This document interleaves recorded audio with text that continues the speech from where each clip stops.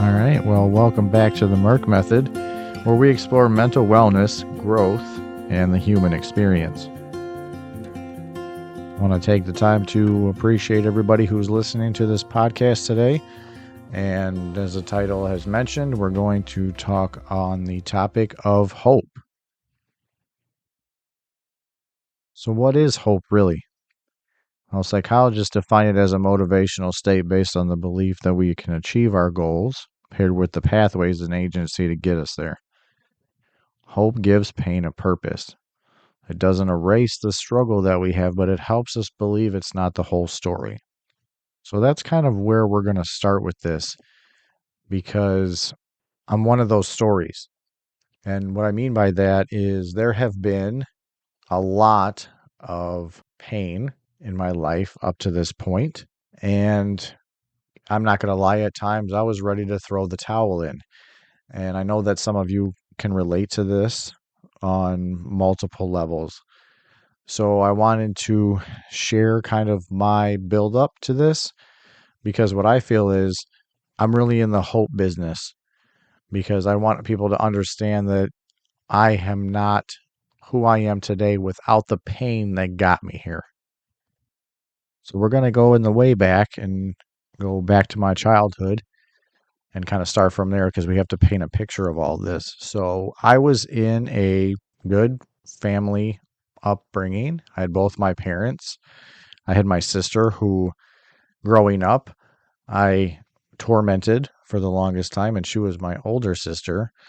And, it kind of was balanced out where my mom babied me and my dad babied my sister. And I'm pretty sure that still kind of goes to this day. I mean, my dad has passed, but I'm pretty sure he would agree that he would still be babying my sister, and that's fine because I have a daughter and I get it.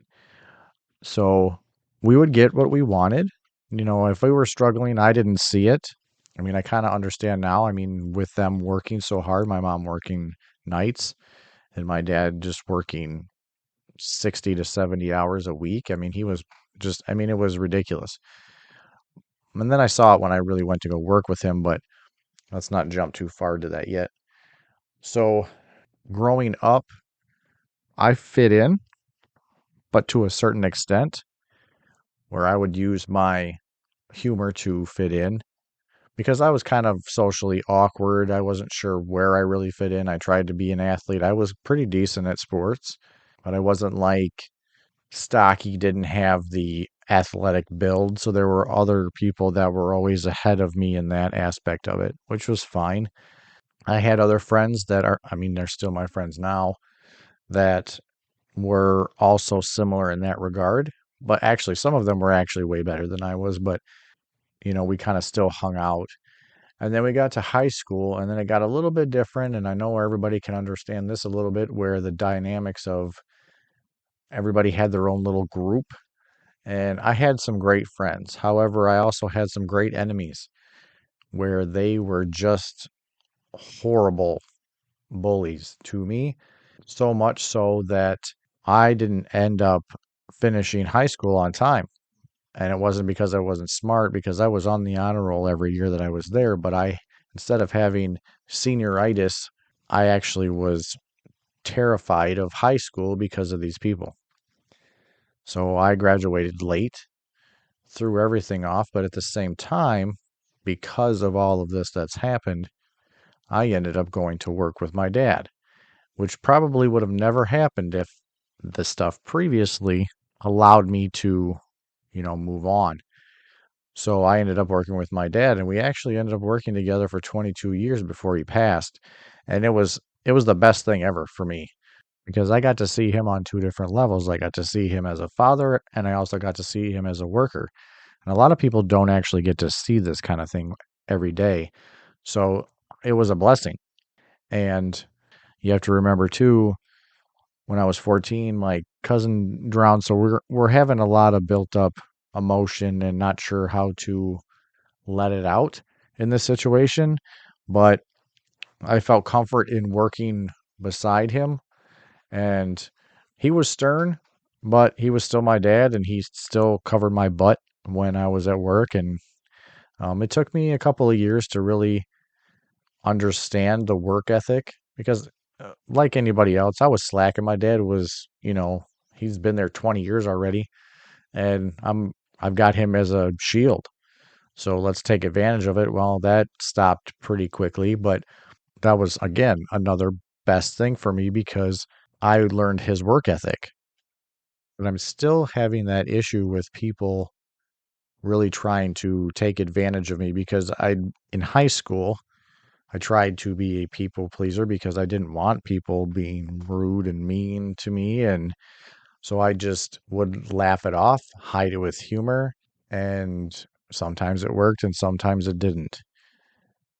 And I didn't have enough energy to keep going. So stopped going.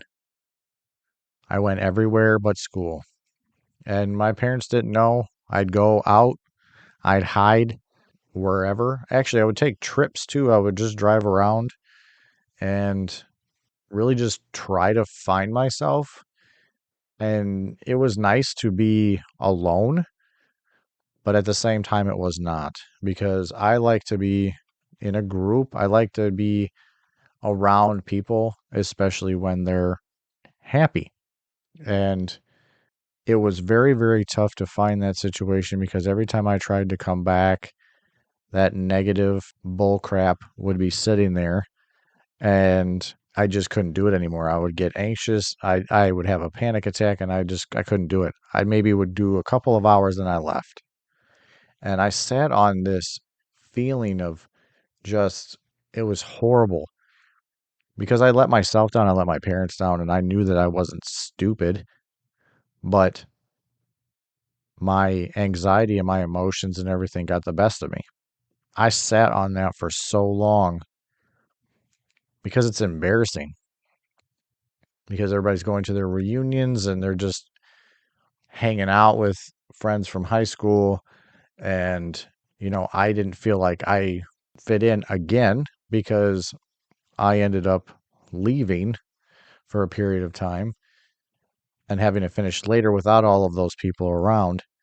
And again, not because I didn't have grades. I mean, I had A's and B's the entire time I was in high school. And then I failed because I didn't go. That's a lot to swallow.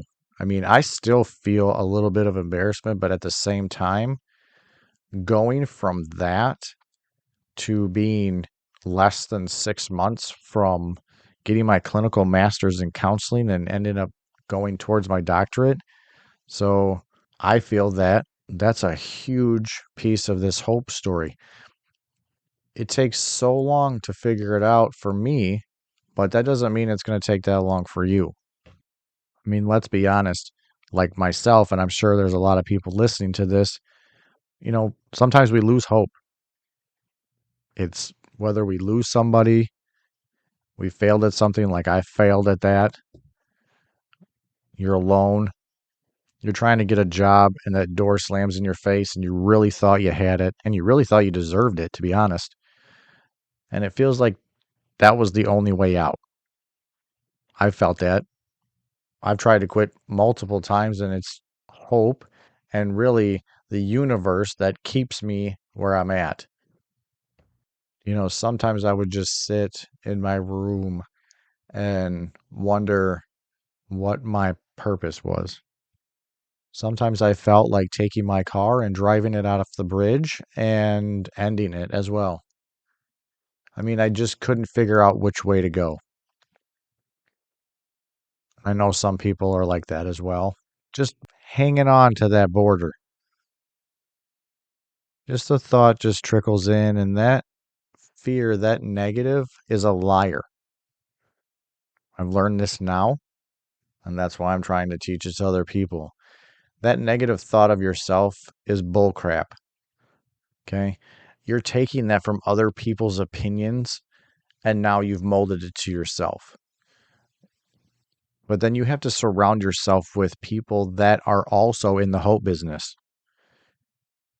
It's contagious. You will soak that in. I promise you that. Okay. Right now, wherever you are, do me a favor. Place your hand on your chest. Breathe in and count to 4. Hold. Now breathe out and do it again. You're still here. And that's enough. We have to continuously tell ourselves that we can do these things. There are individuals that I hear are balancing multiple jobs, maybe a single parent with multiple children, just trying to get through the day. They need 30 hours in a day to get everything done. And that's not even doing something for themselves. But you've managed to get this far because there's still hope. You cannot have the light without the dark.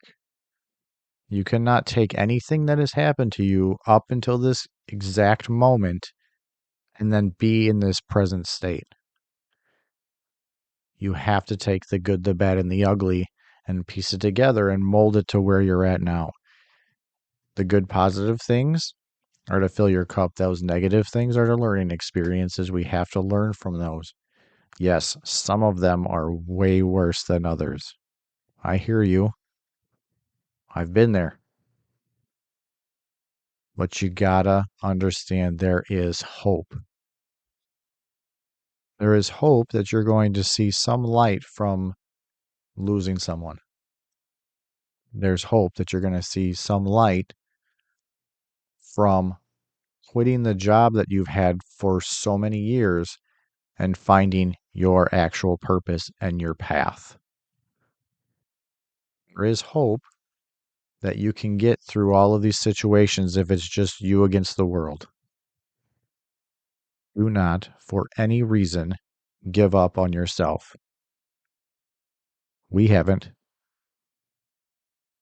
When was the last time that you held on to hope when everything around you said not to? Think about it.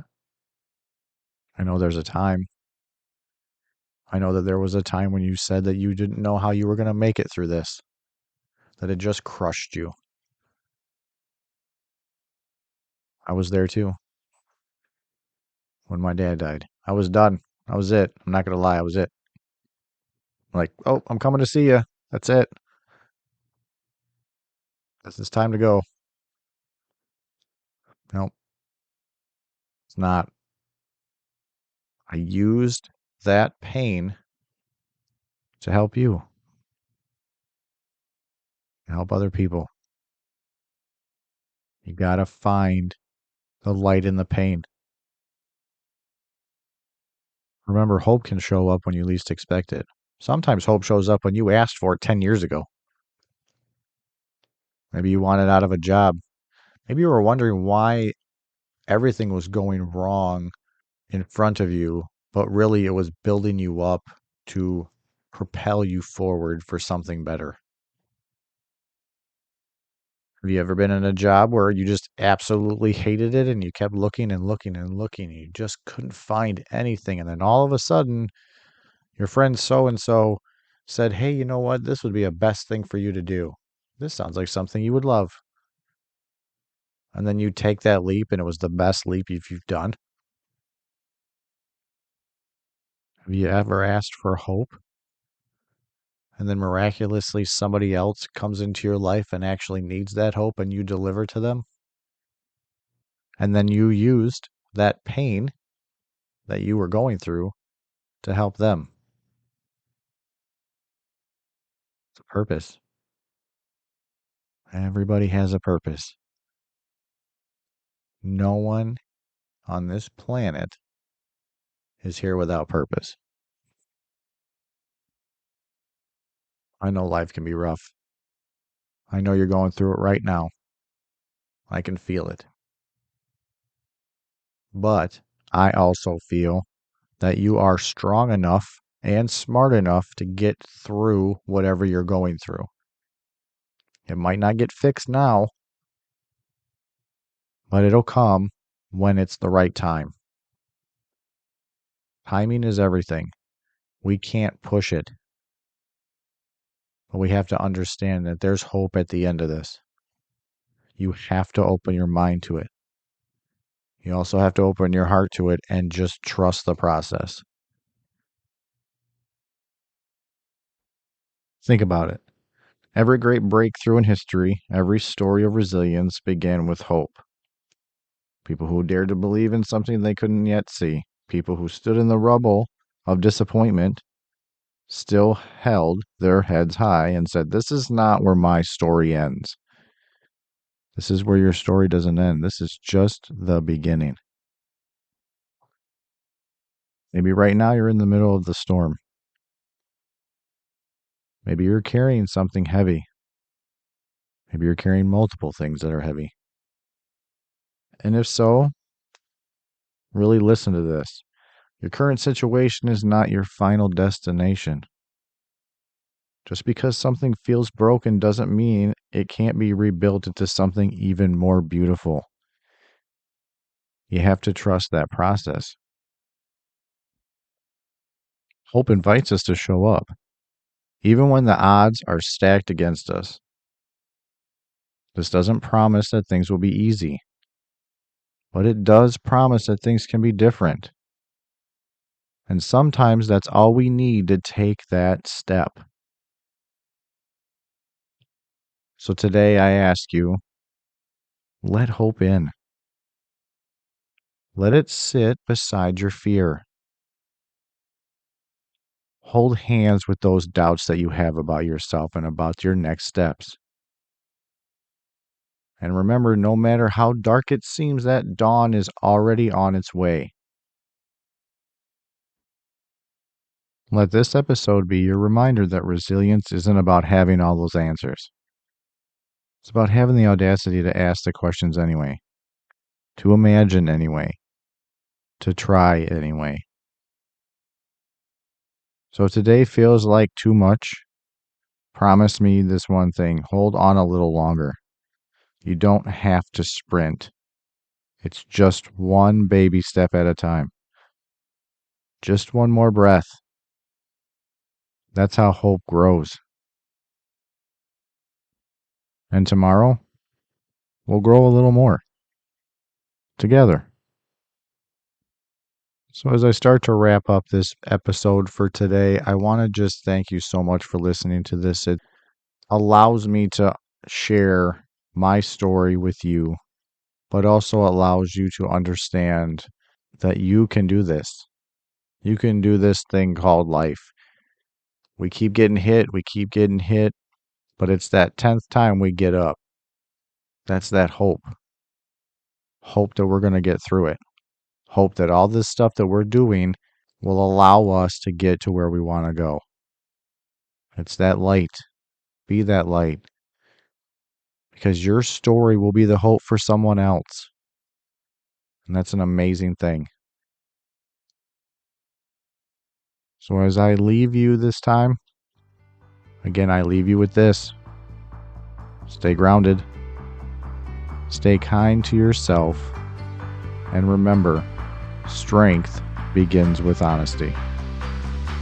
Until next time.